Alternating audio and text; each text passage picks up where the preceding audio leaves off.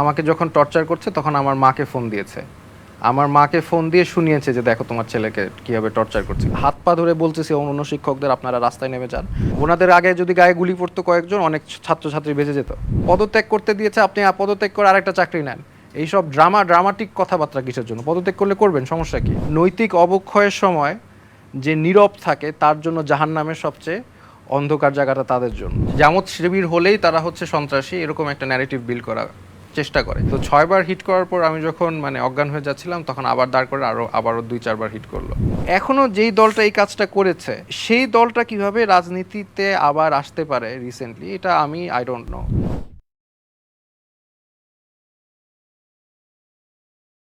দর্শক, আজকে এমন একজন শিক্ষকের সাথে আপনাদেরকে পরিচয় করে দেব যিনি ছাত্রদের বিপদে কখনোই পিছপা হন না, প্রত্যেকটা অন্যায়ের প্রতিবাদ যিনি করেন। ছাত্র আন্দোলনে তিনি রাজপথে বলেছিলেন, আমার শিক্ষার্থীদের গায়ে যদি কেউ হাত তোলে তাহলে আগে আমাকে মারতে হবে। বুঝতেই পারছেন কার কথা বলছি, আসিফ মাহতাব স্যারের কথা। তিনি ব্র্যাক বিশ্ববিদ্যালয়ের সাবেক লেকচারার ছিলেন এবং এখনও তিনি শিক্ষকতা পেশার সাথে যুক্ত। আসসালামু আলাইকুম, কেমন আছেন আপনি? ওয়ালাইকুম আসসালাম, thank you for having me. ভালো আছি আলহামদুলিল্লাহ। জি, আপনাকে যখন আসলে হেফাজতে নেওয়া হলো, ডিবি হেফাজত বলা যায়, এটাকে ডিবি হেফাজত বলবো? না, এটা কোনোভাবেই ডিবি হেফাজত বলা যেতে পারে না, বিকজ তারা আমাকে গুম করেছে, যেটা সম্পূর্ণ অবৈধ। বাংলাদেশের স্পেশাল পাওয়ার্স অ্যাক্ট আছে, বাট স্পেশাল পাওয়ার্স অ্যাক্টেও যে আপনি কাউকে রাতের অন্ধকারে একটার সময় সে গুম করবেন, তারপর ডিনাই করবেন যে তাকে নেওয়া হয়েছে, এটা কমপ্লিটলি ডিনাই করবেন, এটা তো কমপ্লিটলি ইলিগাল, অবৈধ কাজ করেছে। তো যার অর্থ এটা ডিবি হেফাজত আমি বলবো না, আপনি বলতে পারেন যে গুম ঘরে নেওয়া হয়েছে। সর্বস্তরে কিন্তু আপনাকে এই ধরে নিয়ে যাওয়া বা গুম করার কিন্তু প্রতিবাদ উঠেছে। তো আপনার কাছে এই যে মানুষের যে আপনাকে সাপোর্ট করা বা আপনাকে ফিরিয়ে আনার যে প্রচেষ্টা, এটা কেমন লেগেছিল? প্রথম কথা হচ্ছে যেটা সবাই হয়তো বা জানেন না, সেটা হচ্ছে আমাকে যে গুম করবে এই ইনফরমেশনটা আমি আগেই পেয়েছি। এখানে আমার দুটো অপশন ছিল, যেমন ডক্টর সরওয়ার হোসেন উনি আমাকে আগেই ফোন দিয়ে বলেছে যে দেখো আমার নাম এসেছে, আমি তোমাকে লাস্ট ফোন কল দিচ্ছি, আমি এখন হাইড করব, তুমিও চলে যাও। কিন্তু আমি ডিসিশন নিয়েছি না, আমাকে অন্যায়ভাবে নেওয়া হবে, আমি পালিয়ে যাব, সেটা আমি কখনো করব না। যার ফলে আমি পালাইনি। আমি বিভিন্ন ভিডিও তৈরি করে রেখে গিয়েছিলাম এবং আমার স্টুডেন্টদেরকে এবং আমার শুভাকাঙ্ক্ষীদেরকে, আলেমুল আমাদেরকে বিভিন্ন মেসেজ দিয়ে একটা নাম্বারের লিস্ট আমার ছোটো বোনকে দিয়ে গেছিলাম যে যখন আমাকে তুলে নেওয়া যাওয়া হবে তখন এইসব নাম্বারে ফোন করবে, এদেরকে এই কাজ করতে বলবে। তো যার ফলে আমি অলরেডি জানতাম আগের থেকে যে আমাকে গুম করা হবে, কিন্তু তারপরেও আমি মনে করলাম যে না, যদি আমাকে গুম করা হয়, এত অন্যায়ভাবে যদি গুম করা হয়, তাহলে আমাকে মেরে ফেলা যদি হয় বা আমাকে নিখোঁজ করে ফেলা হয়, এটা আন্দোলনের জন্য আরো ভালো কিছু হবে, তাই আমাকে let them kill me, no problem. জি, আপনি সেই সময়টা বলেছেন যে আমাকে যদি গুম করা হয় বা আমাকে যদি ধরে নিয়ে যাওয়া হয় তাহলে সেটা হবে সরকারের চরমতম বোকামি। জি, এই কথাটা আপনি কেন বলেছিলেন? বিকজ আমি কোনো অবৈধ কাজে করার কথা কাউকে বলিনি, যেটা আমাদের ন্যায্য এবং আইনের ভিতরে যেগুলো আছে সেগুলোর কথাই আমি বলেছি। আমাদের কনস্টিটিউশনে যেটা আছে সেটার কথাই আমি বলেছি। একটা কনস্টিটিউশনে আমার ছাত্রদেরকে আক্রমণ করা, যারা আইন শৃঙ্খলা বাহিনীর কেউ না, তাদেরকে মন্ত্রী বলছেন যে ডিরেক্ট আক্রমণ করার কথা বলছেন, এটা সম্পূর্ণ অবৈধ। এবং এই কথাটা বলেছি আমি। একটা ছাত্রদেরকে গুলি করে পয়েন্ট ব্ল্যাঙ্ক ক্লোজ রেঞ্জে 4টা গুলি করে মেরে ফেলা হয়েছে আবু সাইদকে, এটা সম্পূর্ণ অবৈধ, এক্সেসিভ ইউজ অফ ফোর্স। তো এগুলি আমি আইনের কথাই যেহেতু বলেছি, সেখানে আমাকে গুম করা তারা কোনো এক্সপ্লেনেশন দিতে পারবে না। সো আমাকে নাও তাদের জন্য বোকামি। তাদের যে মোরাল সুপিরিয়রিটি, আমরা একটা সন্ত্রাসীকে দমাচ্ছি বা আমরা একটা টেরোরিস্টকে দমাচ্ছি, এই যে ন্যারেটিভটা তারা বিল্ড করতে চেষ্টা করছে, সেটা আমার বেলায় পারবে না। যার কারণে আমাকে নেওয়া তাদের জন্য স্ট্র্যাটেজিক বোকামি ছিল এবং they fail into the trap. আমরা জানি যে ডিজিএফআই এর যে সদর দপ্তরের নিচে যে আয়না ঘর পাওয়া গেছে, সেখানে তো একটা গুম ঘর আমরা দেখেছি, কিন্তু আপনাকে নেওয়া হয়েছে ডিবির হেফাজত এবং সেখানে একটা গুম ঘরে আপনাকে গুম করা হয়েছিল। আপনি যদি সেই দিনগুলোর কথা বলেন, আসলে কয়দিন রাখা হয়েছিল, কি করা হয়েছিল আপনার সাথে? প্রথমে 2 দিন রাখা হয়েছিল। প্রথমে যখন নিয়ে যায় ওখানে রাখা হয়, তখন পরিস্থিতি, আমি এমনি নিজেও তো অসুস্থ, পরিস্থিতি ওখানে বলতে পারেন জঘন্য। ওখানে 80 জন 100 জনের জন্য একটা টয়লেট, সেখানে টয়লেটের সাথে কোনো সাবান নাই এবং ওখানে একজন বসলে একজন শোয়া লাগে, একজন শুলে একজন বসা লাগে, কারণ there is not enough space. ওটা ফার্মের মুরগি যেভাবে রাখা হয় না, সেভাবে মানুষ রাখা হয়েছে এবং শোয়ার জন্য কোনো ব্যবস্থা নাই, বালিশের ব্যবস্থা নাই, কোনো কিছু নাই। স্যার, আমি একটু প্রথম থেকে জানতে চাই যে আপনি আগেই জানতেন আপনাকে গুম করা হবে, সে কারণে আপনি পর্যাপ্ত কিন্তু ব্যবস্থা নিয়েই তারপরে হচ্ছে প্রস্তুত ছিলেন যে আপনি গুম হতে পারেন। সেই সময়টা আসলে আপনি ভিডিও মেক করেছিলেন যে আপনি আসলে কোনো দলীয় না, আপনি কোনো জামাত শিবির না, এরকম ভিডিও মেক করেছিলেন। ওটার কারণটা কি ছিল? আমি জানি আমাদের যে পাস্টে যে রেজিমটা ছিল, সেই রেজিমটা সবসময় এরকম একটা ন্যারেটিভ বিল্ড করতে চায় যে যাকে তারা ধরে তারাই সন্ত্রাসী, তারাই দলীয়, তারা বা জামাত শিবির হলেই তারা হচ্ছে সন্ত্রাসী, এরকম একটা ন্যারেটিভ বিল্ড করা চেষ্টা করে। সো আমি জানি আমার ক্ষেত্রে সেটা করার চেষ্টা করবে এবং করা হয়েছে। তো আমি আগের থেকে প্রিপারেশন নিয়েছিলাম, এবং যেহেতু বাংলাদেশের সকল মানুষ জানে আমি কোনো রাজনৈতিক দলীয় সাথে বা অরাজনৈতিক দলের সাথেও মানে ডিরেক্টলি কোনোভাবে রিলেটেড না, সেই জন্য আমি একটা ভিডিওতে আমি বলে গিয়েছিলাম যে I am not involved in any kind of political all non political activities. আমি একজন শিক্ষক, এটাই আমার আইডেন্টিটি, এবং আমাকে যদি নিয়ে অন্য কোনো কোনো মিথ্যা প্রবাদ দেওয়া হয় তাহলে সেটা সম্পূর্ণ ভুল। আচ্ছা, ঠিক কত তারিখে আপনাকে ধরতে আসলো এবং সেই দিন আসলে কি করেছিলেন আপনি? ডেটটা আমার এক্স্যাক্টলি এই মুহূর্তে ঠিক মনে নাই। আচ্ছা, 22-23 বাসা থেকেই তো নিয়েছে? জি জি, এটা বাসা থেকে নিয়েছে। আপনি আপনার শারীরিক একটা সমস্যার কথা বলছিলেন, এটা একটু ক্লিয়ার করবেন দর্শকদেরকে? জি, আমার পায়ের লিগামেন্টে একটা, বাম পায়ের লিগামেন্টে একটা প্রবলেম আছে, আর লোয়ার স্পাইনে আমার প্রবলেম। এটা কি আগে থেকেই? আগে থেকেই ছিল, বাট অবভিয়াসলি ওখানে নেওয়ার পরে যেখানে আমার কোনো মানে প্রপার এনভায়রনমেন্ট ছিল না, সেখানে আমার ডেফিনেটলি পেইনগুলো ইট বিকেম প্রোগ্রেসিভলি ওয়ার্স।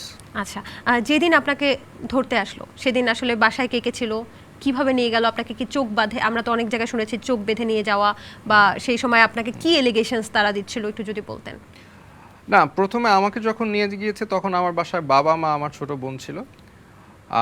আমাকে চোক বাঁধেনি, অন্যদেরকে চোখ বাঁধা হলো। আমাকে এতটুকু তারা রেসপেক্ট করেছে যে আমাকে কোনো রকম চোখ বাঁধা, এবং ওদের একটা মাইক্রোবাস ছিল যেখানে হচ্ছে চারিদিকে গ্লাসগুলো ব্ল্যাক করা, ডার্ক করা, যাতে কেউ ভিতরে না দেখে কই যাচ্ছে। বাসায় ঢুকলো, কি বলে ঢুকলো আসলে?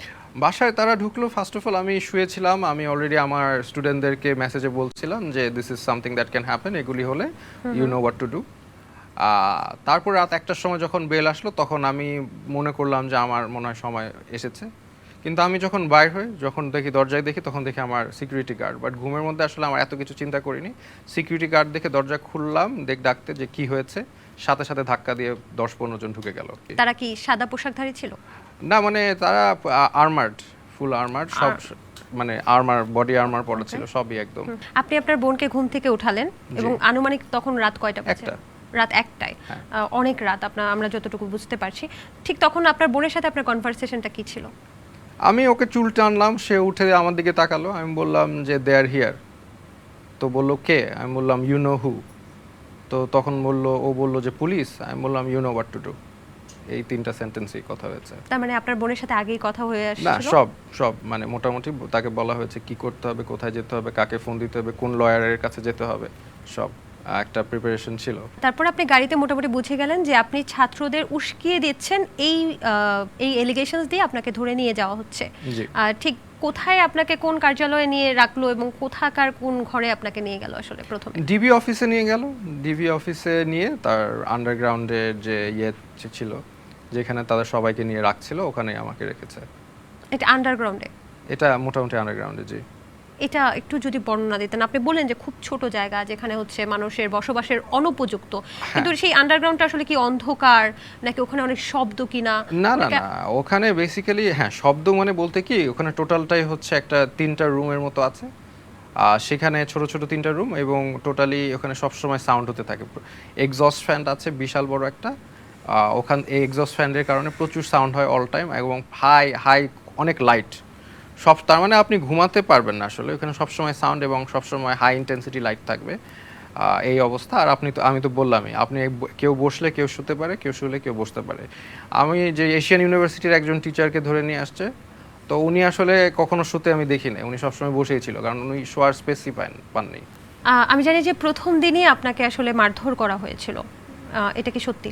প্রথম দিন রেখে দেওয়া হয়েছিল, পরের দিন তারা আমাকে ডেকে নিয়ে গেলেন উপরে, তারপর বিভিন্ন প্রশ্ন করলেন। প্রথমে তারা জানতে চাইলেন যে ব্র্যাকে কয়জন জামাত আছে, ইন্ডিপেন্ডেন্ট ইউনিভার্সিটিতে কয়জন জামাত আছে, এগুলো তো আমি জানি না। তারপরে তারা জানতে চাইলেন যে ইন্ডিপেন্ডেন্ট নিউজ কেন? ইন্ডিপেন্ডেন্ট ইউনিভার্সিটি, এখানে আমি 2.5 বছর পড়িয়েছি।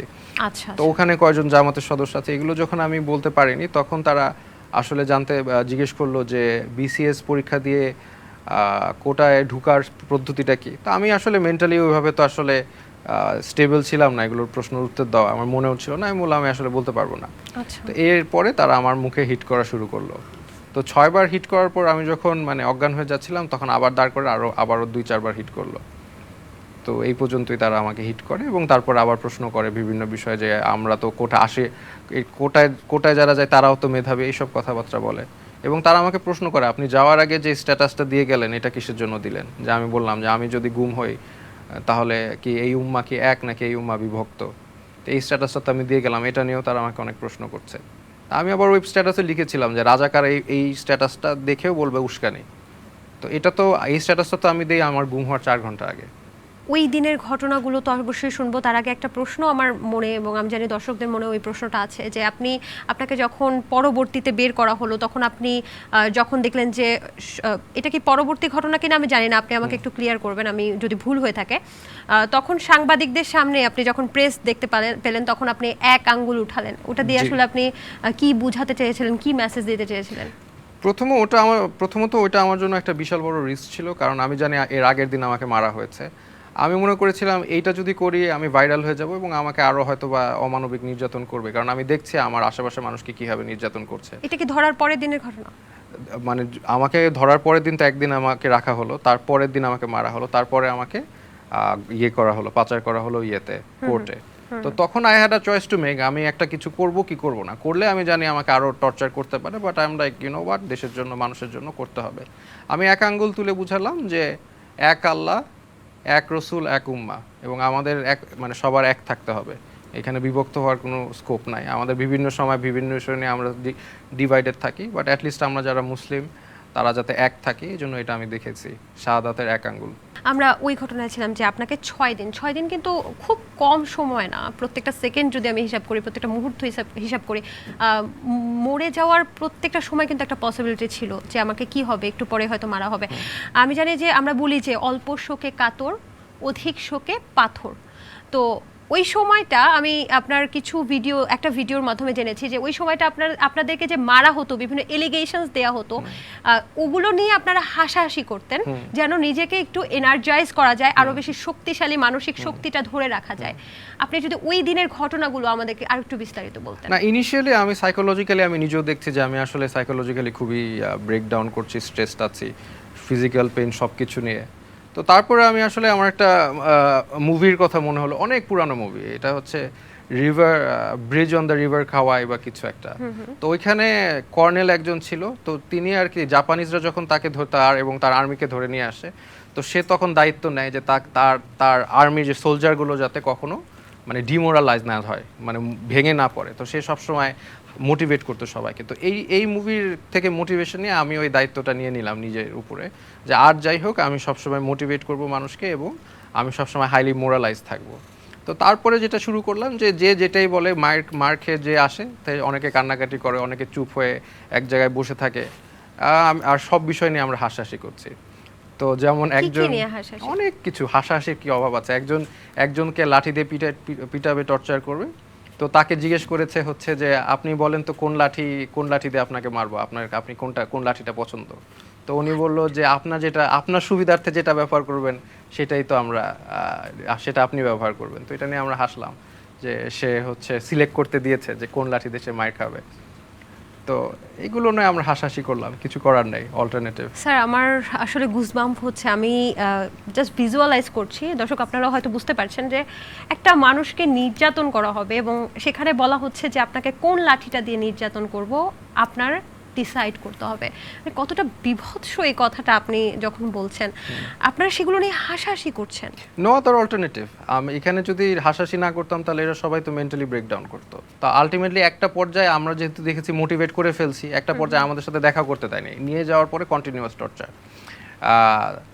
ঝুলে মুখ টুক বেঁধে চোখ বেঁধে ঝুলায় পিটায় পায়ের মধ্যে, এবং এমনকি লাঠি দুই হাতের পিছনে লাঠি দিয়ে এদের উপর মানে প্রেশার দিতে থাকে যাতে নার্ভ ড্যামেজ হয় বাট হাত দিতে কিছু না হয়। তো বিভিন্ন সময় এরকম অনমরিক টর্চার করতে, এবং আসার পরে আমরা আরও মোটিভেট করতাম।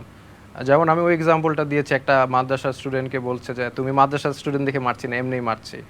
তারপর বলছে যে তুমি কোরআন পারো, বলে হ্যাঁ। তো কোরআন তো সবাই মুখস্থ বিদ্যা, কি তুমি কি অর্থ পারো? সে বললো আমি অর্থও পারি, এবং অর্থ শুনিয়েছে কোরআনের অর্থ। তারপরে জিজ্ঞেস করলো তুমি কি মানে রবীন্দ্রনাথ পড়েছো বা এরকম, মানে পড়েছি। তখন বলে এই যে তুমি হিন্দুদের বই পড়েছো বা অন্য ধর্মের বই পড়েছো, তুমি তো নাস্তিক। এরপরে আবার টর্চার, এবং তাদের সারা শরীর ব্লু। তো এটা নিয়ে আমরা সবসময় হাসাহাসি করতাম যে এরকম বিষয় নিয়ে হাসাহাসি ছাড়া এরা টোটালি ব্রেকডাউন, মেন্টালি ব্রেকডাউন করছিল আমি যখন দেখছি। তারপরে জিনিসটা আমি আরও লাইভলি করার চেষ্টা করেছি বিষয়গুলি। মায়ের খাওয়ার পরে মানে আমাদের কাজ হবে হাসাহাসি করা। এক একটা মানুষকে ওখানে প্রায় 84 কতজন ছিল ওখানে আনুমানিক? 80 to 100। 80 to 100 প্রত্যেকটা জি। মানুষকে আমি যতটুকু শুনেছি নাম ধরে ডাকা হতো, নাম এবং ধরে, যখনই বাবার নাম। একজনের নামটা ধরে ডাকা হতো তখন সে আটকে উঠতো। এটা কি আপনি একটু বলবেন আমাকে? হ্যাঁ, এখানে একটা স্টোরি বলবো। তা একটা মানে এখানে তো মেজরিটি খুব বেয়ারলি ঘুমায়, ঘুমানোর তো আসলে স্কোপ নাই। তো আমরা যেহেতু এনভায়রনমেন্টটা চেঞ্জ করার চেষ্টা করছিলাম যে এটা একটু লাইভলি এনভায়রনমেন্ট যাতে হয়, তো একজন শুয়ে ঘুমিয়েছিল, তো আরেকজন এসে বলল যে ওই ছেলেটার নাম ধরে বলল, নাম, বাবার নাম বললো, সে লাফ দিয়ে উঠলো। কিন্তু আসলে ওরা কেউ ডাকে নাই, জাস্ট একটা র্যান্ডম ছেলে এসে ওর ফ্রেন্ড এসে ডাক দিল আর কি। তো তারপরে ওকে মারতে গেল আর কি। জিনিসটা মানে নাম ধরে ডাকা আর বাবার নাম ধরে ডাকা মানে this is where they will take them and torture them, চোখ মুখ বেঁধে টর্চার করবে। এক একজনকে এক এক এলিগেশনস দেয়া হয়েছে আমি যতটুকু জানি। আপনাকেও কোনো একটা কিছু ভাঙচুরের এলিগেশনস দেয়া হয়েছিল, আপনাকে কি এলিগেশনস? সেতু ভবন ভাঙচুর। আপনি একজন শিক্ষক, আপনি সেতু ভবন ভাঙচুর করেছেন? শুধু শিক্ষক তা না, আমি ডিসেবলড টিচার, আমার তো প্রবলেম আছে। আমি সেতু ভবনে কখন গেলাম, ভাঙচুর গেলাম, ইটস আ জোক।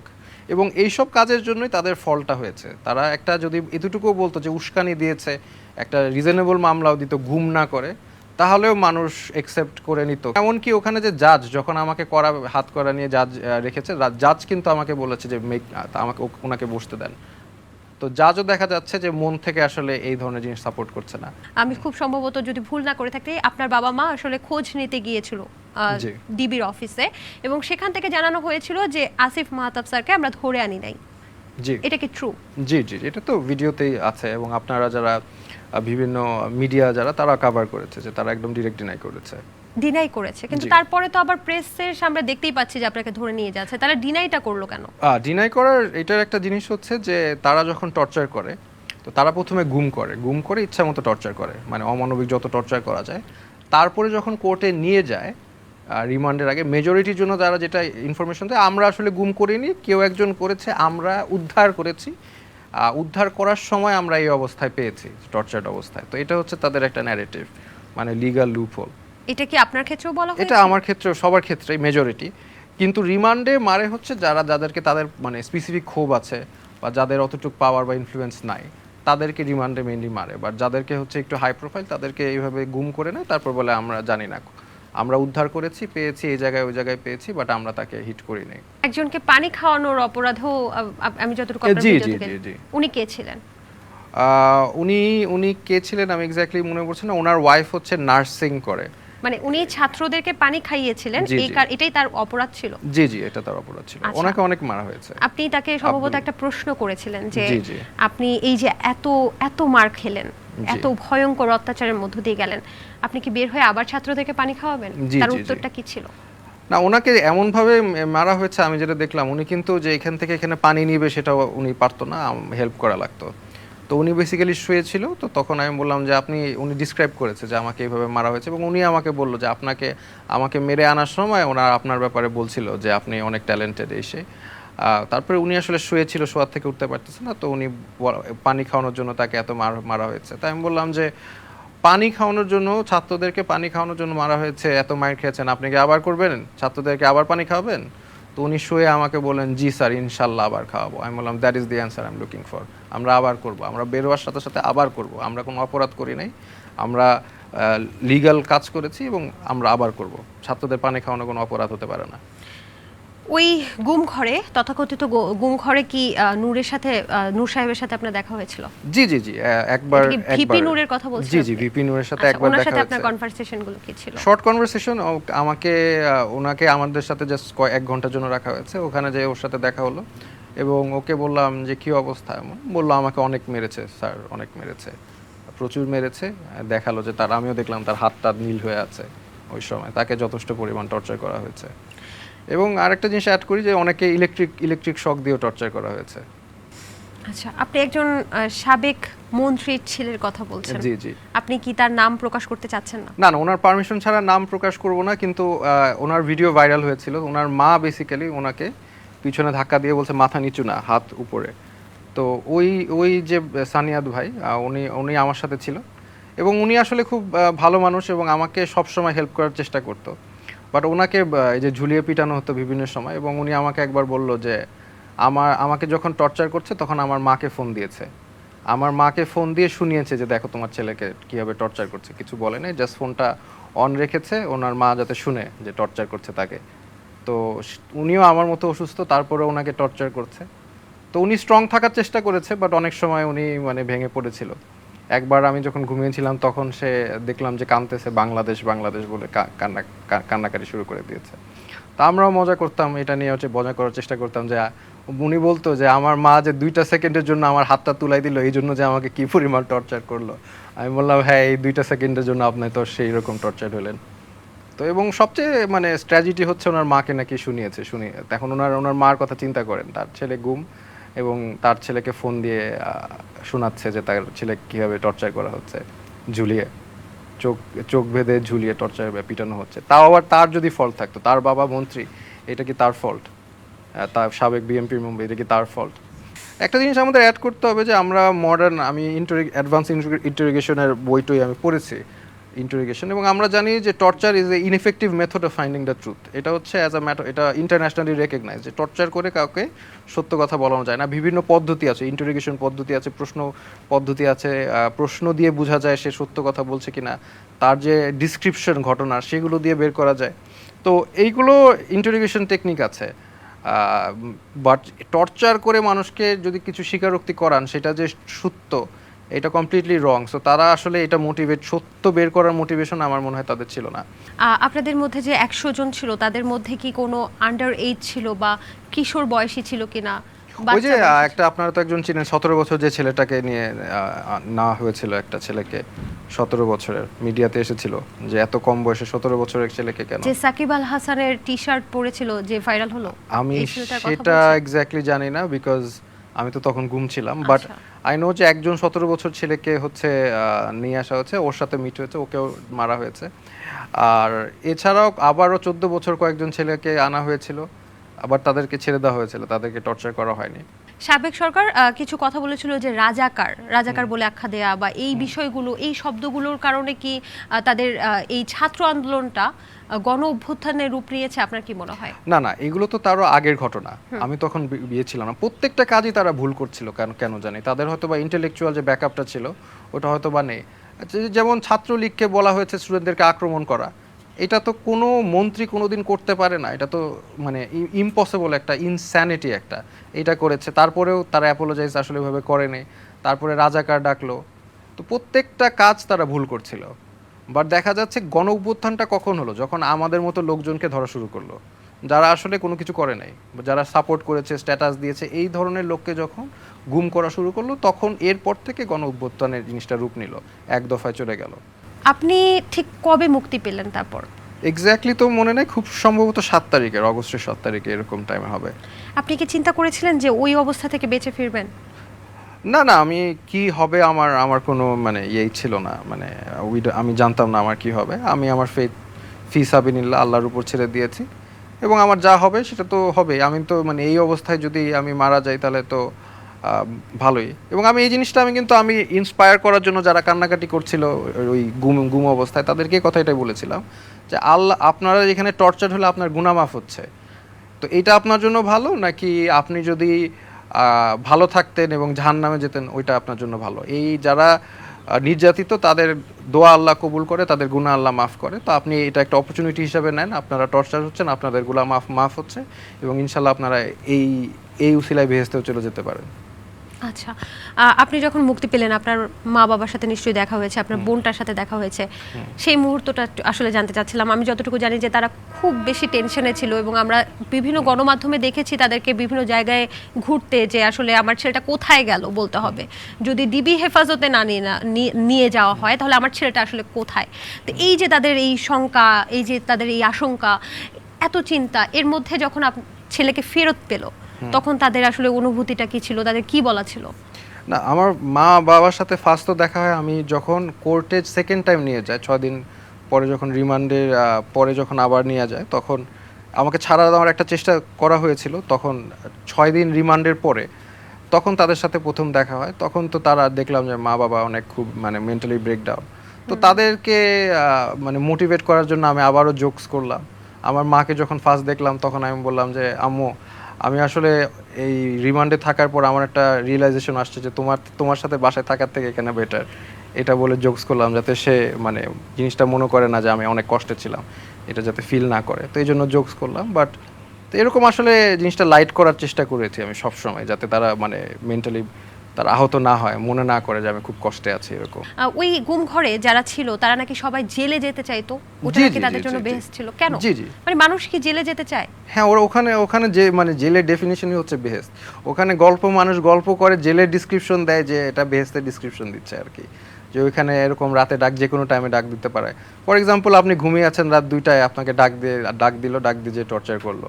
যে কোনো টাইমে টর্চার হতে পারেন, থাকার জায়গা নাই, কোনো বসার জায়গা নাই, আপনি মুরগির মতো এক জায়গায় ফিক্সড হয়ে থাকেন। আপনাকে যদি এক জায়গায় এখানেই বসায় রাখি আমি 24 আওয়ার্স, আপনার কেমন লাগবে? তো ওইখানে তো আমার একটা চেয়ারও নাই, আমার তো হার্ড ফ্লোরে বসে কংক্রিটের মধ্যে বসে থাকা লাগছে, শুয়ে থাকা লাগছে। তো তারা জেলের ডিসক্রিপশন যখন ওইভাবে দেয় তখন মানে সবাই আর দোয়া করে আল্লাহর কাছে যে তাকে যাতে জেলে পাঠানো হয়, অ্যাটলিস্ট ওইখানে এরকম ডাক পড়বে না, এরকম বিষয়টা। আচ্ছা, আপনার সম্পর্কে কিন্তু সাবেক অনেকেই বা বলা যায় যে অনেকেরই একটা ধারণা যে আপনি হচ্ছে বিএনপি জামাতপন্থী বা জামাত শিবিরপন্থী। এই কথাটা আসলেই কতটুকু সত্য? আপনি যদিও বলেছেন, তারপরেও যদি একটু ক্লিয়ার করতেন আরেকবার। না, আমি অরাজনৈতিক একজন পার্সন। আমি সব মানুষের সাথেই যেখানে রাইট সেটা রাইট, যেটা রং সেটা রং। আমার আদর্শের দিক থেকে আমি অ্যাজ আ মুসলিম, এবং আমি চাই যে বাংলাদেশে সেকুলারিজম বা ধর্মর সাথে রাজনীতি যেটা আলাদা সেটা না থাকুক। এটাই হচ্ছে আমার মিশন, ভিশন, গোল বলতে পারেন। এটাই আমি বিশ্বাস করি, কিন্তু আমি কোনো রাজনৈতিক দলের সাথে জড়িত না। আমি এখন যেটুকু নির্যাতিত হয়েছি বা আমি যখন ফার্স্ট মেন্টালি ট্রমাটাইজ হই সেটা কিন্তু 2013 সালে হেফাজতের যখন গণহত্যাটা করা হয়, হেফাজত যখন আক্রমণ করা হয়, হেফাজতদের মারা হয়, তখন আমি ওখানে ছিলাম। আমি স্টুডেন্ট ছিলাম এবং আমি খুব ইয়াং বয়স ছিল তখন। যেভাবে মানুষ মেরেছে তখন, যেটা আমার অভিজ্ঞতা হয়েছে, এরপরে আমি যে মেন্টালি ট্রমাটাইজ ছিলাম সেটা মানে সেটার থেকে আসলে আমার স্ট্রেংথটা গ্রো করে। আপনি কোথায় ছিলেন? মানে সেই শাপলা চত্বর যেখানে আসলে বলা হয় যে আমি শাপলা চত্বরে ছিলাম, সারা রাত ছিলাম। জি, ওখানে ছিলেন? জি। আপনি কি কোনো পক্ষ হয়েছিলেন নাকি সাধারণ মানুষ? সাধারণ জনগণ হিসেবে ছিলাম। কেন ছিলেন ওখানে? না, নবী করিম সাল্লাল্লাহু আলাইহি সাল্লামের ব্যাপারে অন্যায়ভাবে এই ধরনের অপবাদ দেওয়া কোনোভাবেই ফ্রি স্পিচের মধ্যে পড়ে না। কোনো দেশেই এইভাবে আসলে মেজরিটি দেশে এইভাবে বলা যায় না। তো যার কারণে এটা আমি এগ্রি করিনি, এজন্য আমি গিয়েছিলাম। তখন আপনি ওখানে কি দেখেছিলেন? ওখানে তো ওই যে বললাম, অনেক আক্রমণ হয়েছে, রাতে মানুষ মারা হয়েছে।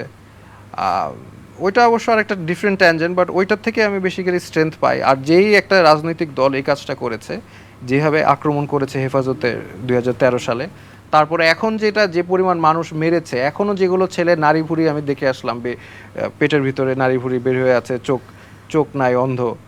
তো এখনও যেই দলটা এই কাজটা করেছে, সেই দলটা কিভাবে রাজনীতিতে আবার আসতে পারে রিসেন্টলি, এটা আই ডোন্ট নো। এই নাৎসি পার্টি কিন্তু ব্যান্ড করা হয়েছে, জার্মানিতে নাৎসি পার্টি ব্যান্ড। তো আওয়ামী লীগ এই কাজটা করার পরে আওয়ামী লীগ হয়ে আবার বাংলাদেশে আসবে, এইটার সাথে আমি ব্যক্তিগতভাবে এগ্রি করি না। তার অল্টারনেটিভ অনেক যুক্তি থাকতে পারে, আমি তাদের যুক্তি শুনতে চাই, বুঝতে চাই, কিন্তু এখনও ছেলেমেয়েদের দেখে আসলাম তো 2 দিন আগে, আমাকে ভিডিও ছবি টবি দেখালো যে নারী ভুঁড়ি বের হয়ে আছে, পেটে গুলি করেছে, গায়ে গুলি করেছে, পঙ্গু হয়ে আছে, হ্যাঁ, হাঁটতে পারে না, মুভ করতে পারে না, মাথায় গুলি আটকে আছে ব্রেনের মধ্যে। তো এরপরে কিভাবে তারা রাজনীতি করতে পারে আমি শিওর না। যে কোনো রাজনৈতিক দলকে নিষেধাজ্ঞার ব্যাপারে আপনি একটা পক্ষ তুলে ধরলেন যে আওয়ামী লীগ আবার দেশে ফিরে আসুক বা আবার রাজনীতি করুক, সেটা আপনি পার্সোনালি ভাবে আসলে হওয়া উচিত কিনা এখনো আপনি যাচাই বাছাই করছেন, আপনি আসলে সন্দিহান এই ব্যাপারে। আমি মনে করি আওয়ামী লীগের এই মুহূর্তে যে গণহত্যা দুইবার চালানো হয়েছে, এরপরে আমি মনে করি আওয়ামী লীগকে রাজনীতি এখানে ইলেকশন করবে এখন, এটা I don't agree with this. আমি এভাবে বলবো, ডিরেক্টলি বলতে চাই, আমি ডিরেক্ট পছন্দ করি কথা বলার। আই ডোন্ট এগ্রি, তারা আর না, এই মুহূর্তে তাদের রাজনীতি করার অধিকার আমি মনে করি নাই। আচ্ছা, সাবেক সরকারের পক্ষ থেকেও কিন্তু বলা হয়েছিল যে বিএনপিকে নিষেধাজ্ঞা করা হবে। এই ব্যাপারে আপনি কিছু বলতে চান? না, বিএমপিকে নিষেধাজ্ঞা করা হবে, কেন করা হবে ওইটার মানে বিএমপি বলেন, জামাত বলেন, অন্য দলগুলো যেগুলি অপরাধ করেছে সেগুলির আলাদা ইনভেস্টিগেশন করা হতে পারে যে এরা এই অপরাধগুলো করেছে। But Awami League as a party A to Z was involved in this. এখানে কিন্তু তারা একটা অংশ করেছে, কিছু মানুষ ডিনাই করছে যে না এটা ঠিক হয় নাই, কিছু মানুষ ক্রিটিসাইজ করছে। No, as a entire party they supported it and they committed genocide. As a entire party তারা আমাকে যখন গুম করা হয়েছে তারা কিছু বলে নাই। অ্যাজ অ্যান এন্টায়ার পার্টি মানে মানে central member of the party, আমি মানে ভিতরে যারা আওয়ামী লীগের দল করেছে তারা কিন্তু সাপোর্ট করেনি। যারা আওয়ামী লীগের যে মানে সমর্থক বা ভোটার যারা, তারা কিন্তু সাপোর্ট করে নাই, তারা একজনও সাপোর্ট করে নাই। কিন্তু যারা নেতৃবৃন্দ থেকে যখন ডিরেক্টলি এটার সমর্থন করা হচ্ছে, যেখানে যেমন পলক মন্ত্রী পলক উনি বলছেন রাজাকার বাংলা ছাড়। তো আমি ওখানে নিচে কমেন্টে লিখেছিলাম আমার অফিসিয়াল পেজ থেকে, আপনি কি খুব রিসেন্টলি বাংলাদেশ ছাড়ছেন? তো এটার পরে তো আলটিমেটলি তো ওনার পালানোই লাগছে। তো এই ধরনের ব্যক্তি আবার ইলেকশন করবে, ইটস আনএক্সেপ্টেবল। আমি এটা এগ্রি করতে পারতেছি না। আচ্ছা, সরি। একজন শিক্ষক হিসেবে তখন কি আপনি স্টুডেন্টদের ঢাল ছিলেন? আমি সেটাই মনে করি, বাট আমার মোটিভেশন ছিল নবী করিম সাল্লাল্লাহু আলাইহি সাল্লাম উনি বলেছেন একজন leader is the shield of the people. একজন নেতা হচ্ছে জনগণের ঢাল, এবং আমি জানি যে ঢালের আঘাত আসবে এবং আঘাতটা পড়বে আগে ঢালের মধ্যে। তো এই হাদিস এবং এই নবী করিম সাল্লাল্লাহু আলাইহি সাল্লামের শিক্ষা থেকেই আমি ওইভাবেই গেছি অ্যাজ আ টিচার। আমি তাদের লিডারও, এই জন্য আঘাত পড়লে আগে আমার গায়ে আঘাত পড়া উচিত। এই জন্য আমি সবার আগে দাঁড়াতে চেয়েছিলাম স্টুডেন্টের সামনে। যদি গুলি মারতো আমি সবার সামনেই থাকতাম এবং আমি সবার সামনে গুলি খেয়ে মারা যেতাম। এবং এই কথাটা আমি বক্তব্যটা দিয়েছি, এটা অলরেডি আমার ফেসবুক পেজে আছে এবং ফর অল পোস্টারিটি। আপনি যেন শিক্ষার্থীদের পাশে না দাঁড়ান, আপনি যেন শিক্ষার্থীদের উস্কানি না দেন এই ছাত্র আন্দোলনে। এই কারণে আপনাকে যতটুকু আমি জানি যে টাকার অফারও করা হয়েছিল বা আপনাকে একটু মোটিভেট করার চেষ্টা করছিল, এটা কি সত্যি কিনা? টাকার অফার করা হয়নি। প্রথমে তো আমাকে একবার টর্চার করা হয়েছিল, তারপরে যখন আবার ডাক পড়লো তখন আমি মনে করেছিলাম যে ওকে এবার মনে হয় আবারও টর্চার করবে, ওই মেন্টালিটি নিয়ে গেলাম। যাওয়ার পরে দেখলাম সিচুয়েশন টোটালি ডিফারেন্ট। তারা আমার সাথে অনেক রেসপেক্টের সাথে কথা বলছে, চা খাওয়াচ্ছে, কফি খাওয়াচ্ছে, বিভিন্ন চকলেট বিস্কিট খাওয়াচ্ছে ভালো কোয়ালিটির। হ্যাঁ, বিস্কিট চকলেট যা খেতে চাই। এবং যে আমার গায়ে হাত তুলেছে ফার্স্ট টাইম সেও ছিল। তো সে বলল যে আসলে দেখেন ওইটা আমাদের তো আসলে বুঝে নিত জব এরকম, ওইটার সাথে এটার কিন্তু কোনো সম্পর্ক নাই। তারপর আমার সাথে খুব ভালো ব্যবহার করলো, বিভিন্ন বিষয় নিয়ে কথা বললো, আমি ইসলাম পছন্দ করি কেন বা আমি কী চাই, আমার মোটিভেশন কী, এগুলো নর্মাল ভদ্রভাবে কথা বললো। এবং তারা বেসিক্যালি বারবার বলতে চাচ্ছে যে স্টুডেন্টদেরকে উস্কানি দেওয়া হচ্ছে, এটা কি ঠিক হচ্ছে? স্টুডেন্টরা তো মারা যাচ্ছে, স্টুডেন্টদের তো কেউ কেয়ার করছে না, মিডিয়া তো ভিউ ব্যবসা করে। তো বেসিক্যালি বটম লাইন হচ্ছে যাতে আমার কাছে যেটা মনে হয়েছে আমি যাতে বলি যে হ্যাঁ এখন এটা থামানো উচিত, আমাদের কিছু বলা উচিত। তারপরে লাস্ট প্রশ্ন যেটা করলো যে ধরেন বাসায় আগুন ধরা হয়েছে, এখন কি আমি বাসায় আগুন নিভাবো না, নাকি আমি আসলে সব কিছু ফেলে দিয়ে চলে যাব? এই প্রশ্নটা করা হয়েছে। তা আমি বুঝতে পারছি আসলে এটার মিনিংটা কি। তা আমি প্রথমে বললাম যে একটা বাসায় যখন আগুন ধরে, যখন জিনিসটা একটু বেশি ধরে যায়, তখন নিবানো তো বোকামি, নিবাতে গেলে তো নিজেই মারা যাব। তো এইভাবে বললাম। আমি বলিনি যে হ্যাঁ এখন বাসা ছেড়ে চলে যাওয়া লাগে, তাহলে তো আসলে বোঝানো হয় যে প্রধানমন্ত্রী চলে যাওয়া উচিত, এই কথাটা না বলে আমি এটা বললাম যে একটা বাসায় যখন আগুন লাগে, যখন আগুনটা বেশি লেগে যায়, তখন বাসাটা ছেড়ে দেওয়াই মানে ভালো। ওই সময়টা আপনি একটা অবর্ণনীয় মানসিক অত্যাচার, শারীরিক অত্যাচারের মধ্য দিয়ে গিয়েছেন। তারপর আপনি যখন মুক্তি পেলেন যে এই যে এখন তো সবকিছু স্বাভাবিক হয়ে গেছে, এই মুহূর্তে আপনার কোনো মেন্টাল ট্রমা কি হয় ওই দিনগুলোর কথা মনে করে?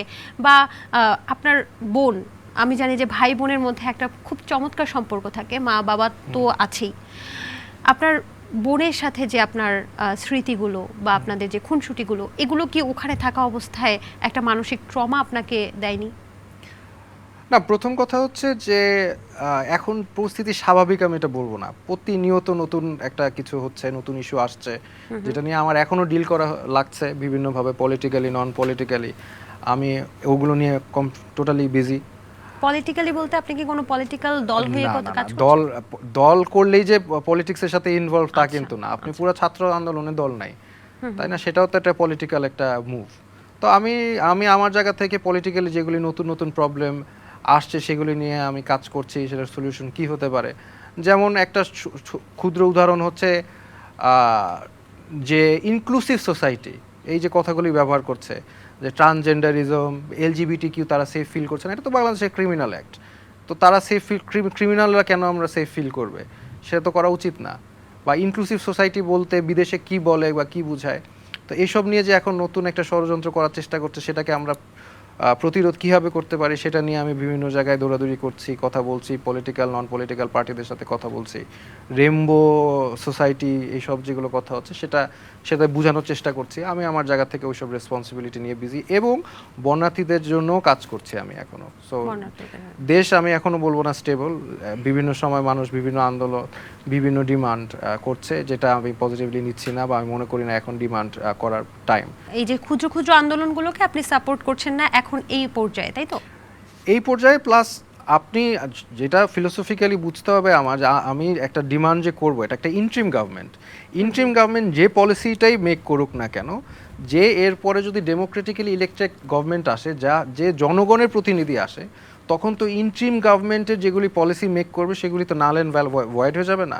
সো আপনি দাবি করছেন, সেই দাবিটাকে আপনি মনে করছেন যে পরে থাকবে, কীভাবে থাকবে, হাউ ইজ ইট পসিবল? তো থাকবে না। সো আপনারা কেন এখন দাবি জানাচ্ছেন? একটু ওয়েট করেন, দেশটা স্টেবল হতে দেন। এই অন্তর্বর্তীকালীন সরকার ঠিক কত বছর থাকলে পরে এটাকে একটা সুষ্ঠু নির্বাচনের দিকে আমরা যেতে পারবো বলে আপনি মনে করছেন? এইটা তো টোটালি ডিপেন্ড করবে the effectiveness of the interim government যদি ইফেক্টিভ হয় তাহলে অতি দ্রুত দিতে পারবে। তাদের মূল কাজটা হচ্ছে দেশটাকে স্টেবল করে একটা ইলেকশন তারা যাতে দিতে পারে, জিনিসটা এরকমই তাদের আসলে হওয়া উচিত, প্রায়োরিটি হওয়া উচিত। পলিসি চেঞ্জ করা, এখন একটা পলিসি আপনি চেঞ্জ করতে যাচ্ছেন, আপনি কার সাথে ডিসকাস করে চেঞ্জ করছেন? বাংলাদেশের মানুষ, ফর এক্সাম্পল আমার স্টুডেন্টরা যে পলিসিটা চায় সেটা হয়তো বা আরেকজনের স্টুডেন্ট চায় না। খুবই স্বাভাবিক। আমার ফ্যামিলি যেটা চায়, আমার মার সাইডে যেটা চায়, আমার বাবার সাইডে সেটা চায় না। তো টোটালি আইডিওলজিক্যালি সেপারেট। তো আসলে কার পলিসিটা হবে সেটা তো ইলেকশনের মাধ্যমেই আমি ডিসাইড করব, যে কার পলিসিটা, মানে অ্যাটলিস্ট বাংলাদেশের কারেন্ট পলিটিক্যাল সিস্টেম অনুযায়ী, যে কার পলিসিটা যাবে বা কার পলিসিটা ইমপ্লিমেন্ট হবে, সেটা তো ডেমোক্রেটিক্যালি যাবে। এখন একটা ইন্ট্রিম গভর্নমেন্ট তো এসে একটা পলিসি পুশ করতে পারে তার মানে না। আপনি সাজেস্ট করছেন যে খুব তাড়াতাড়ি আসলে নির্বাচনটা দেওয়া উচিত, এরকম কিছু? আমি সাজেস্ট করছি যে যত তাড়াতাড়ি সম্ভব দেশটাকে স্টেবিলাইজ করতে হবে, এবং ইন্ট্রিম গভর্নমেন্টের যে মেইন রোল স্টেবিলাইজ করে ইলেকশনটা দিয়ে দিতে পারে, সেটাই তো মানে তাদের কাজ। এটা সাজেশন না, I think this is a fact. একটা রেভলিউশন তো শুধু মানে একটা অ্যাসপেক্ট দিয়ে, একটা পার্টি দিয়ে হয় না। একটা গণ অভ্যুত্থান বলেন, একটা বিদ্রোহ বলেন, একটা রেভলিউশন বলেন, যেটাই বলেন, একটা এইটা রুল, রেভলিউশনের রুল। আপনি চে গুয়েভারার বইটা যদি পড়েন, গেরিলা ওয়ারফেয়ার, বা যে কোনো মানে এরকম রেভলিউশনের উপর বই পড়েন, আপনি বুঝবেন জনগণের ফার্স্ট, গান্ধীর বইটাও যদি পড়েন, গান্ধীর জীবনীও যদি পড়েন, ফার্স্ট ক্রাইটেরিয়া হচ্ছে পুরো বাংলাদেশের সব জনগণের একটা বিষয় নিয়ে অ্যাগ্রি করতে হবে। সো এই ক্ষেত্রে অ্যাগ্রি করেছে যে মানে Sheikh Hasina has to go.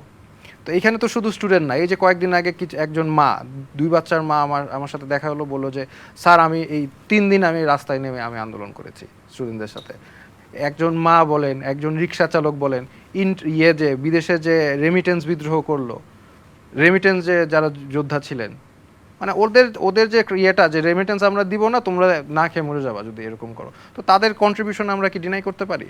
তো অবশ্যই না, সবার পলিটিক্যাল নন পলিটিক্যাল সর্বশ্রেণীর মানুষের এই বিদ্রোহের সাথে, এই সংগ্রামের সাথে জড়িত ছিল। এবং হ্যাঁ, ইউ আর রাইট যে অবশ্যই ইন্টারন্যাশনাল প্লেয়ার যারা ছিল, they also have a stake in the game.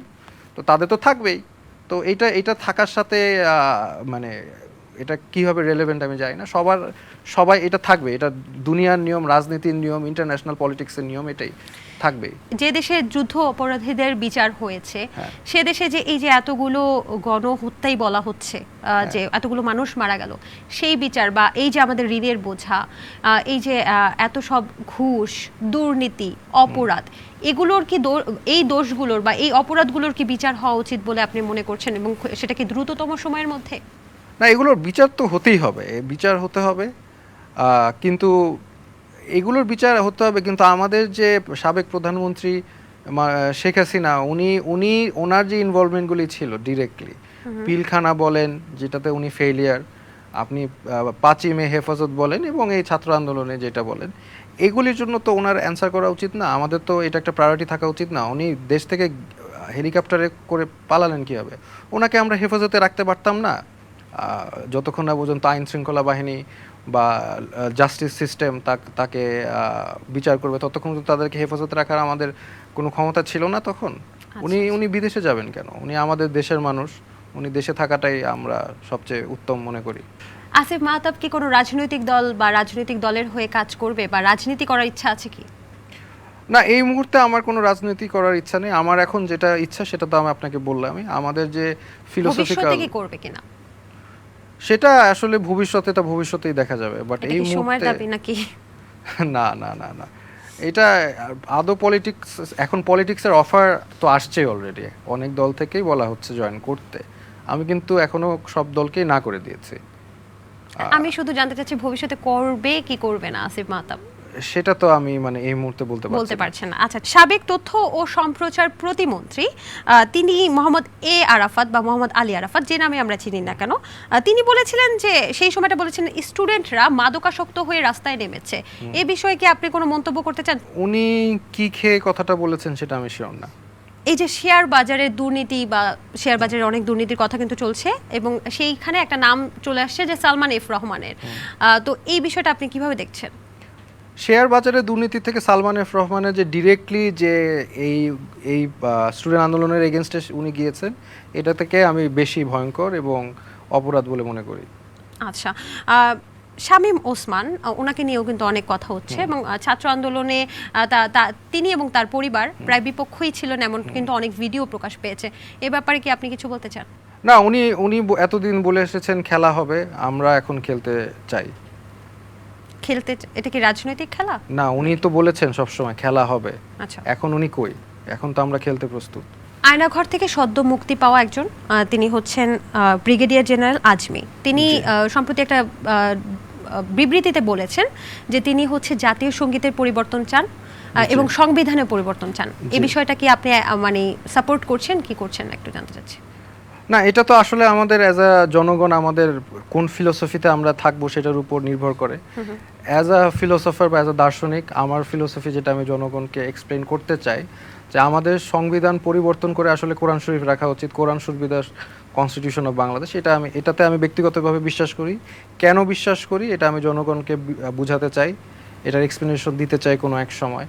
যদি জনগণ মেনে নেয় তাহলে আমার কথা ওনারা মানবে, এটা একটা বিষয়। আর জাতীয় সঙ্গীত এটা পরিবর্তন হতে পারে, কারণ জাতীয় সঙ্গীত যে ইন্টিগ্রেট করেছে বাংলাদেশে বা যারা করেছে, যে গ্রুপটা করেছে, যেই করুক, সেটা আসলে কি আমরা সবাই অ্যাগ্রি ছিলাম এই জাতীয় সঙ্গীতের কাছে, নাকি আমরা জাতীয় সঙ্গীত অন্য কিছু চাই বা হওয়া উচিত, সেটার উপরে আমাদের চিন্তা করা উচিত। পরিবর্তন হতে পারে, আমি ওই স্ট্যান্সে না যে এটা পরিবর্তন হওয়া যাবেই না, এটা একদম সেগ্রেট হোলি কিছু একটা, পরিবর্তন হওয়া যাবে না। আমি মনে করি পরিবর্তন যদি চাই পরিবর্তন হতে পারে। বর্তমানে দেখতে পাচ্ছেন যে ছাত্র আন্দোলনে যখন গণ অভ্যুত্থানে রূপান্তরিত হলো, সরকার পতন হলো, এখন কিছু কিছু ইউনিভার্সিটিতে, কলেজে, স্কুলে কিছু ভিডিও ফুটেজ দেখেছি যেখানে শিক্ষার্থীরা আসলে বিভিন্ন শিক্ষকের রুমে ঢুকে যাচ্ছে এবং সেখানে তারা জোরপূর্বকই বলছে যে পদত্যাগ করতে হবে। আমি সেই বিবেচনায় যাচ্ছি না যে আদৌ সেই শিক্ষক বা শিক্ষিকা কোনো দোষ করেছে কিনা বা কোনো ছাত্র আন্দোলনের বিপক্ষে কাজ করেছে কিনা, সেই বিশ্লেষণে যাচ্ছি না। আমি শুধু জিজ্ঞেস করছি যে একটা ভিডিওতে আমি দেখেছি যে একজন শিক্ষক এই যখন ছাত্ররা আসলে পদত্যাগের দাবিতে স্লোগান তুলছিল বা তার কাছে গিয়েছিল, তখন শিক্ষকটা পদত্যাগে সাইন করে তিনি হার্ট অ্যাটাক করে, আমি যদি ভুল না করে থাকি, এরকম একটা ভিডিও দেখেছি। আমি জানি না এটা সত্য কিনা মিথ্যা, আমরা সোশ্যাল মিডিয়াতে তো অনেক কিছুই দেখি। তো এই যে পদত্যাগ করছে বা পদত্যাগ করানোর জন্য জোর করা হচ্ছে, সে যে কোনো রাজনৈতিক দল বা যে কোনো রাজনৈতিক মতাদর্শ নিয়েই হোক না কেন, এই বিষয়টাকে আপনি একজন শিক্ষক হিসেবে কিভাবে বিবেচনা করছেন? আমি একজন শিক্ষক হিসাবে, আমি ছাত্ররা যখন আহত হচ্ছিল, নিহত হচ্ছিল, তখন আমি রাস্তায় ছিলাম। আমি ভিডিওতে ওপেনলি বলেছি, which video still exist today in my page, যে আপনারা, আমি হাত পা ধরে বলতেছি অন্য শিক্ষকদের, আপনারা রাস্তায় নেমে যান। আপনারা যদি রাস্তায়, ওনারা যদি আগের থেকে রাস্তায় নামতো, ওনাদের আগে যদি গায়ে গুলি পড়তো কয়েকজন, অনেক ছাত্রছাত্রী বেঁচে যেত। এবং এটা ওনারা করে নাই, অনেকে করে নাই, তাদের কোনো কন্ট্রিবিউশন ছিল না। তো এটা যদি না করে থাকে, তার পদত্যাগ কেন করা হবে না? মানে কিছু মানুষের যদি ডাইরেক্টলি ইনভলভ থাকে, তাহলে পদত্যাগ আসলে হওয়া উচিত। সেই পদত্যাগের কি কোনো নিয়মের মধ্যে দিয়ে যাওয়া উচিত নাকি যেভাবে হচ্ছে সেভাবেই হওয়া উচিত? না না না, সেটা নিয়মের মাধ্যমে যাওয়া হতে পারে। বাট আমার পয়েন্ট হচ্ছে যে ছাত্ররা যখন নামছে, গুলি খাচ্ছে, তখন অভিভাবক হিসাবে টিচাররা কেন নামে নাই? অনেক টিচারের কথা বলছি, তাদের আরও অ্যাক্টিভ রোল প্লে করা উচিত ছিল। তারা নিউট্রাল থেকেছে। ডান্টে আলিগিরির একটা কথা আছে, the darkest place in hell is reserve for those who maintain neutrality in times of moral crisis. নৈতিক অবক্ষয়ের সময় যে নীরব থাকে তার জন্য জাহান্নামের সবচেয়ে অন্ধকার জায়গাটা তাদের জন্য। আমি এটাই মনে করি যে তারা যেহেতু মানে নীরব ছিল, অথবা অনেক ক্ষেত্রে তারা সরকারের পক্ষে ছিল, যেই সরকার যেই সময় গণহত্যা চালাচ্ছে তখন সেটা আমরা কোনোভাবে অ্যাকসেপ্ট করতে পারি না। আমি মনে করি পদত্যাগ করতে দিয়েছে, আপনি পদত্যাগ করে আরেকটা চাকরি নেন, এইসব ড্রামাটিক কথাবার্তা কিসের জন্য? পদত্যাগ করলে করবেন, সমস্যা কি? মানে ওয়াই ইজ দিস ড্রামা? আমার চাকরি চলে গিয়েছিল না ন্যায় কথা বলার জন্য? আজকে আমি যদি ওই ট্রান্সজেন্ডার বিষয়ে আন্দোলন না করতাম, আজকে তো আমি ভালো জায়গায় আরও অনেক মানে বেটার থাকতাম, তাই না? আমি যদি ট্রান্সজেন্ডারের পক্ষে কথা বলি, আমি তো আজকে আমেরিকায় চলে যেতে পারি, তাই না? আজকে আমি বিভিন্ন দেশের ভিসা আমি পাবো না ওয়েস্টার্ন কান্ট্রিতে, বিকজ আমি রাইট কথা বলেছি। আমার চাকরি চলে গিয়েছিল, তো এই জন্য কি আমি এখন খেতা বিছিয়ে আমি কান্নাকাটি করছি? তো এখানে তাদের ওভার ড্রামাটিক রিয়াকশন মানে আমি একদমই পছন্দ করছি না। Gate another job, I got another job. আপনি কি সামনে যত অন্যায় হবে এই অন্যায়ের প্রতিবাদ করেই যাবেন সামনে? না, 2015 সালে ভ্যাটের আন্দোলন যখন করি, যতক্ষণ আমি স্টুডেন্ট ছিলাম এবং নেতৃত্ব আমি দিয়েছিলাম, ওই সময় একটা এরকম একটা জিল ছিল যে হ্যাঁ মানে অন্যায় করলেই প্রতিবাদ করব। বাট এখন আমার হেলথ ক্রাইসিস সব কিছু মিলিয়ে হয়তো বা সব ক্ষেত্রে এখন আর পসিবল না। বাট এই ক্ষেত্রে যেহেতু একদম মানে গণহত্যা হচ্ছে, আর কেউ আসছেই না দেখছি, অন্য টিচাররা ওই আমি যখন নেমেছি তখন মেজরিটি টিচার আসেই নাই, হাতে গোনা কয়েকজন ছাড়া। তখন আমি মনে করেছি আমি অন্য টিচারদেরকে আসতে বলেছি, কারণ আমি তখন ওটা মনে করেছি যে আমি অসুস্থ হওয়া থাকা সত্ত্বেও, এবং আমি যখন যাই স্টুডেন্টদের কাছে তখন কিন্তু গোলাগুলি হচ্ছে উত্তরায়, ওইগুলো ন্যাভিগেট করে পার হয়ে আমার যাওয়া লাগছে। আমি যদি যে কোনো সময় ধরা খেতাম, আমি যেহেতু অলরেডি অনলাইনে বিবৃতি বারবার দিচ্ছি টিচারদের নামার জন্য, আমি স্টুডেন্টকে বলছি স্ট্রং হওয়ার জন্য, মানে আমি বলেছি যে ডোন্ট স্টে সেফ, মানে সরি স্টে সেফ বাট মানে মানে ডোন্ট ব্যাক অফ, এরকম কিছু কথা বলেছি। আমাকে যে কোনো সময় যেখানে রাস্তায় পেলে মেরে ফেলতো, তারপরেও আমি এই অবস্থায় স্টুডেন্টদের কাছে যেতে বাধ্য হয়েছি, বিকজ আর কেউ চায়নি। বাট আমার যেহেতু এখন একটা হেলথ ইস্যুস আছে, হেলথ ক্রাইসিস আছে, সব ক্ষেত্রে হয়তো বা পারবো না।